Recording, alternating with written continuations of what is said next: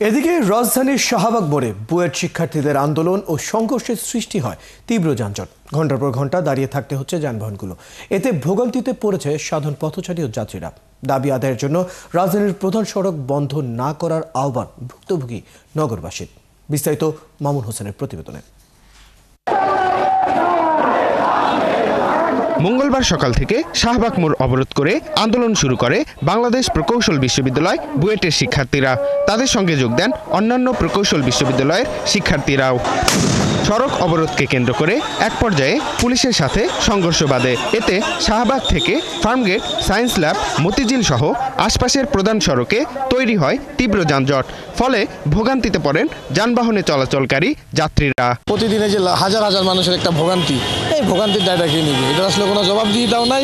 এই জন্য যে যার মনমতো যেরকম করতেছে এটা আসলে একটা দায়ভার করা, জবাবদিহিতা আনা উচিত। সারাদিনে টিভি তো 4টা, হে জায়গায় 2টা। দাম গই সমস্যা, রাস্তায় ওটা বন্ধ, এটা সারে ওটা বন্ধ করে, মানে কোনো নিয়ন্ত্রণ নাই, কোনো নিয়ন্ত্রণ কিছুই নাই। রাস্তাঘাট দখল করে দেয়, রাস্তাঘাটের মধ্যে বিশৃঙ্খলা তৈরি করে যানজট তৈরি করা, এটা আসলে মোটেই ঠিক না। এটা যে কোনো উপায়ে এটা একটা সমাধান আসা দরকার। রাস্তা বন্ধ থাকে, সময় মতো সব জায়গায় অফিসে পৌঁছানো যায় না, অফিস থেকে বাসায় পৌঁছাতে দেরি হয়।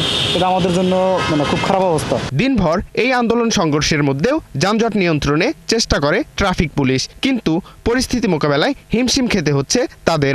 বিকল্প পথে যান চলাচল স্বাভাবিক রাখার চেষ্টাও করে ট্রাফিক সদস্যরা।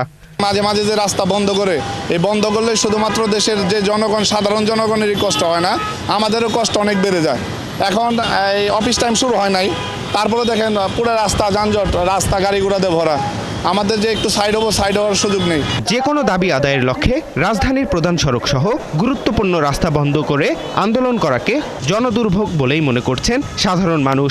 জনদুর্ভোগ না করে দাবি আদায়ের আহ্বান তাদের। মামুন হোসাইন, ৭১, ঢাকা।